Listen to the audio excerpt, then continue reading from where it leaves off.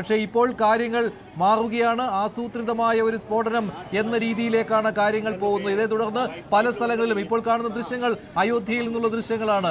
അവിടെ അതീവ സുരക്ഷ ഏർപ്പെടുത്തിയിരിക്കുന്നു. ഹൈ അലർട്ടിലാണ് അയോധ്യ. മുംബൈയിലും അതീവ ജാഗ്രതാ നിർദ്ദേശം നൽകിയിരിക്കുകയാണ്. പ്രധാനമന്ത്രി അമിത്ഷായുമായി കൂടിക്കാഴ്ച നടത്തുകയാണ്. ആഭ്യന്തര മന്ത്രാലയത്തിലെ കൂടിയാലോചനകൾക്ക് ശേഷം ഇപ്പോൾ മോദി അമിത്ഷാ കൂടിക്കാഴ്ച നടന്നുകൊണ്ടിരിക്കുകയാണ്. ഒരാൾ കസ്റ്റഡിയിലുണ്ട് എന്നുള്ള വിവരം കിട്ടുകയാണ്.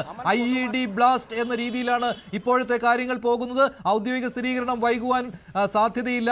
നിരവധി ശരീരാവശിഷ്ടങ്ങൾ പലയിടത്തും കിടക്കുന്നു എന്ന രീതിയിലുള്ള വാർത്തകൾ വരുന്നു.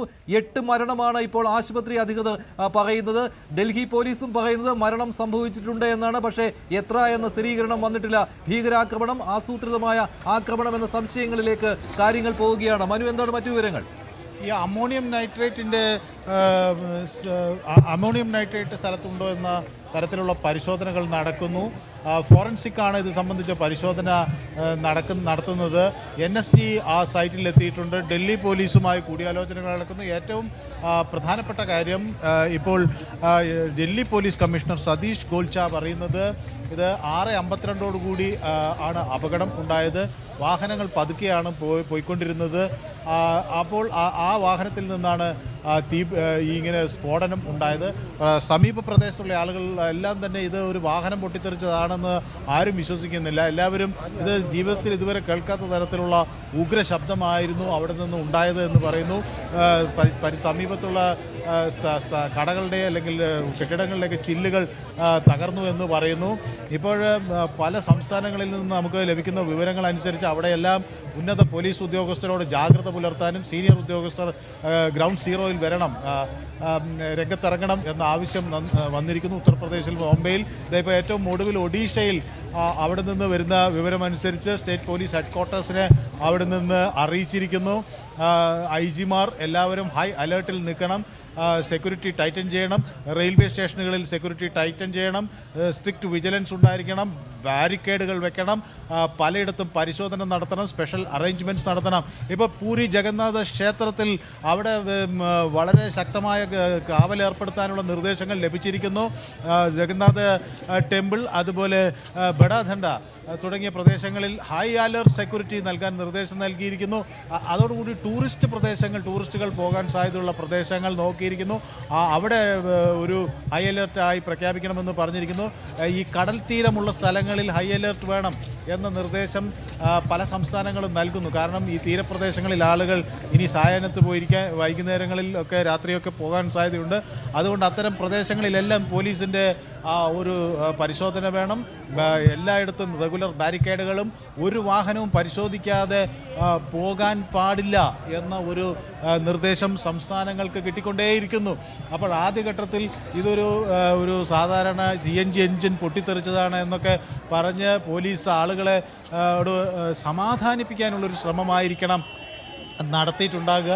കാരണം പരിഭ്രാന്തരായിരുന്ന ആളുകൾ ये बता पाना ट्रस्ट मी मेरे लिए अभी पॉसिबल नहीं है. मैंने अभी बस देखा वहाँ पे, मैंने अभी बात की, हमारे सीनियर से बात हुई है. हमारे स्टाफ को बुलाया गया है अभी बहुत सारे स्टाफ को मैं नंबर नहीं बता सकता. बहुत सारे स्टाफ को बुलाया गया और हम सबको अलर्ट पे रखा गया कि कभी भी आपको कॉल आ सकता है और आपको उस हिसाब से रेडी रहना है.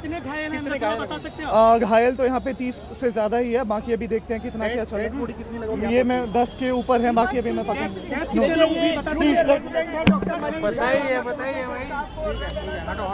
ഡോക്ടറുടെ പ്രതികരണമാണ് കണ്ടത്. നിരവധി പേർക്ക്, ഏതാണ്ട് 30ഓളം പേർക്ക് പരിക്കേറ്റിട്ടുണ്ട് എന്നുള്ളതാണ് ഡോക്ടർ പറയുന്ന വിവരം. എന്തായാലും IED ബ്ലാസ്റ്റ് ആണ് എന്ന രീതിയിലേക്കും കാര്യങ്ങൾ പോവുകയാണ്. ഇംപ്രൊവൈസ്ഡ് എക്സ്പ്ലോസീവ് ഡിവൈസ് ഇത് തന്നെയാണ്, ഈ രീതിയിലുള്ള സ്ഫോടനമാണ് നടന്നിട്ടുള്ളത് എന്ന രീതിയിലേക്കാണ് അന്വേഷണം പോകുന്നത്. ഒരാളെ കസ്റ്റഡിയിൽ എടുത്തിട്ടുണ്ട് എന്ന വിവരവും കിട്ടുന്നു. അതീവ ജാഗ്രത ഇന്ത്യയിൽ പല ഭാഗങ്ങളിലും, രാജ്യത്ത് പലയിടങ്ങളിലുമുണ്ട്. There are so many patients inside. At least 10 are dead and there are 30 plus patients injured who are not in a proper position to get recovered. So we are trying our best to rescue the patient. Please, I am getting late. Please. जी हाँ, बिल्कुल सारे doctors और सारे जो staff को रखे। अभी आप अंदर गए थे, कितने इंजर्ड हैं, कितने ये बता पाना ट्रस्ट मी मेरे लिए अभी पॉसिबल नहीं है। मैंने अभी बस देखा वहाँ पे, मैंने अभी बात की, हमारे सीनियर से बात हुई हमारे। स्टाफ को बुलाया गया है अभी इस आपात स्थिति में? अभी बहुत सारे स्टाफ को मैं नंबर नहीं बता सकता, बहुत सारे स्टाफ को बुलाया गया और हम सबको अलर्ट पे रखा गया कि कभी भी आपको कॉल आ सकता है और आपको उस हिसाब से रेडी रहना है। कितने घायल हैं बता सकते हैं?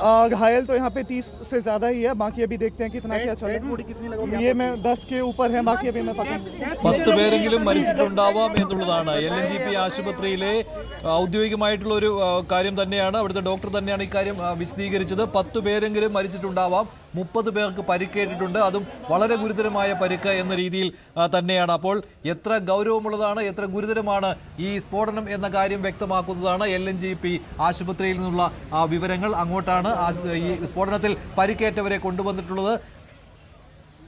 പൊള്ളലേറ്റിട്ടുണ്ടായിരുന്നു, ശരീരമാസകലം പൊള്ളലേറ്റ നിലയിലാണ് കൂടുതൽ ആളുകളെയും കൊണ്ടുവന്നിട്ടുള്ളത്. അതേസമയം ശരീരാവശിഷ്ടങ്ങളും പലയിടത്തായി ചിതറിക്കിടക്കുന്നു, അതിൻ്റെ ദൃശ്യങ്ങളും ഉണ്ടായിരുന്നു. 10 പേരെങ്കിലും മരിച്ചിട്ടുണ്ട് എന്നുള്ളതാണ് ഇപ്പോഴത്തെ സ്ഥിരീകരണം. പക്ഷേ ഇതൊന്നും ഔദ്യോഗികമായിട്ട് ആരും സ്ഥിരീകരിച്ചിട്ടില്ല. ആശുപത്രിയിൽ നിന്ന് കിട്ടുന്ന വിവരങ്ങളാണ്. ഡൽഹി പോലീസ് ഇക്കാര്യത്തിൽ ഒരു സ്ഥിരീകരണം നൽകിയിട്ടില്ല. ഒരാൾ കസ്റ്റഡിയിലുണ്ട് എന്നുള്ള വിവരവും ആഭ്യന്തര മന്ത്രാലയത്തിൽ നിന്ന് കിട്ടുന്നു. ഡൽഹി പോലീസിൻ്റെ കസ്റ്റഡിയിൽ ഉണ്ട് എന്ന്.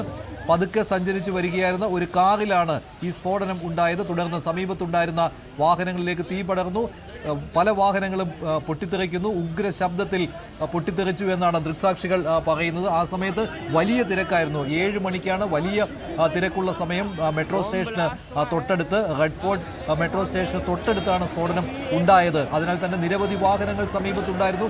യാത്രക്കാരെ എടുത്തുകൊണ്ട് മെട്രോ സ്റ്റേഷനിൽ നിന്ന് പോകുന്ന വാഹനങ്ങൾ, ഒപ്പം മെട്രോ സ്റ്റേഷനിലേക്ക് വരുന്ന വാഹനങ്ങൾ ഒക്കെ ഉള്ള ഒരു സമയത്താണ്. കൂടുതലും ടാക്സി ഡ്രൈവർമാരാണ് ദൃക്സാക്ഷികളായി ഉണ്ടായിരുന്നത്. അവരുടെ തൊട്ടടുത്താണ് ഈ സ്ഫോടനം നടന്നത് എന്ന് അവർ പറയുകയാണ്. നേരത്തെ സംസാരിച്ച പല ടാക്സി ഡ്രൈവർമാരും ഭാഗ്യം കൊണ്ട് രക്ഷപ്പെട്ടു എന്നുള്ള കാര്യമാണ് പറഞ്ഞത്. അവരുടെ തൊട്ടടുത്താണ് ഈ സ്ഫോടനം ഉണ്ടായത്. സംശയത്തിൽ ഒരാളെ ഇപ്പോൾ കസ്റ്റഡിയിൽ എടുത്തിട്ടുണ്ട്. അതുമാത്രമല്ല, ഈ സ്ഫോടനം ആസൂത്രണം ചെയ്തതാണെന്നും ആസൂത്രകരിൽ ഒരാൾ ആ വാഹനത്തിൽ ഉണ്ടായിരുന്നു എന്നുമാണ് ഡൽഹി പോലീസിൽ നിന്ന് കിട്ടുന്ന അനൗദ്യോഗികമായ വിവരങ്ങൾ. ഇതിനും ഒരു സ്ഥിരീകരണം ഡൽഹി പോലീസ് നൽകിയിട്ടില്ല. അതീവ സുരക്ഷാ മേഖലയിലാണ് ഇങ്ങനെയൊരു സ്ഫോടനം ഉണ്ടായിരിക്കുന്നത്. മനു, എന്തെങ്കിലും പുതിയ വിവരങ്ങളുണ്ടോ? 10 പേർ മരിച്ചിട്ടുണ്ട് എന്നുള്ളതാണല്ലോ ഇപ്പോൾ ആശുപത്രിയിൽ നിന്ന് കിട്ടുന്ന വിവരം. അതെ, ഏതായാലും 8 പേരുടെ മരണം സ്ഥിരീകരിക്കുന്നുണ്ട്. മൂന്നോളം ആളുകൾ ഗുരുതരാവസ്ഥയിലാണെന്ന് പറയുന്നു. മരണസംഖ്യ ഉയരുമെന്ന ആശങ്ക നിലനിൽക്കുകയാണ്. അപ്പോൾ 2011 മുംബൈ ട്രിപ്പിൾ ബോംബ് ബ്ലാസ്റ്റിന് ശേഷം നടക്കുന്ന ഒരു വലിയൊരു സ്ഫോടനം ആണ് ഇവിടെ നടന്നിരിക്കുന്നത്. അത് ഇതുപോലൊരു നവംബറിൽ ആണ് ആ ഒരു സംഭവം ഉണ്ടായിട്ടുള്ളത്. അപ്പോൾ ഇതുപോലെ ഇത്രയും കാലത്തിന് ശേഷമാണ് ഡൽഹിയിൽ സമാനമായ രീതിയിലൊരു വലിയ ഒരു ഹൈക്കോർട്ട് ബോംബ് ബ്ലാസ്റ്റിന് ശേഷം ഡൽഹിയിൽ ഒരു 14 വർഷത്തിന് ശേഷമാണ് ഒരു വലിയ ഒരു സ്ഫോടനം നടക്കുന്നത്. ഏതായാലും ജമ്മു കശ്മീർ പൗരനാണോ പിടിയിലായിട്ടുള്ളത് എന്ന സംശയങ്ങൾ വരുന്നു. IED ആണ് ഉപയോഗിച്ചത് എന്നൊരു സംശയം വരുന്നു. മാത്രമല്ല, ഇപ്പോൾ ഫോറൻസിക് പരിശോധന നടത്തുന്ന പ്രധാനമായും അമോണിയം നൈട്രേറ്റിൻ്റെ സാമ്പിൾ, അല്ലെങ്കിൽ അതിൻ്റെ അവിടെ നിന്ന് അത് ഉപയോഗിച്ചതിൻ്റെ എന്തെങ്കിലും തെളിവുകളുണ്ടോ എന്ന തരത്തിലുള്ള ഒരു പരിശോധന നടത്തുന്നു. അപ്പോൾ അത് പ്രധാനമായും നമുക്കറിയാം, ഈ അമോണിയം നൈട്രേറ്റ് ഓക്സിഡൈസർ ഫ്യൂവൽ ഓയിലുമായി ചേരുമ്പോൾ അത് വലിയ സ്ഫോടനം സൃഷ്ടിക്കാൻ കഴിയും, പ്രത്യേകിച്ച് ഡീസലുമായി ചേരുമ്പോൾ. അങ്ങനെ എന്തെങ്കിലും അതിൽ ഉണ്ടോ എന്ന ഒരു പരിശോധന ഫോറൻസിക് ആദ്യഘട്ടത്തിൽ തന്നെ നടത്തുന്നു. ജമ്മു കശ്മീർ പോലീസും വളരെ ഹൈ അലേർട്ടിൽ ആയിരിക്കുന്നു. ഡൽഹി പോലീസ് നിർദ്ദേശിച്ചനുസരിച്ച് ജമ്മു കശ്മീർ പോലീസ് ഇങ്ങോട്ടേക്ക് എത്തുന്നു എന്ന വിവരങ്ങൾ വരുന്നു.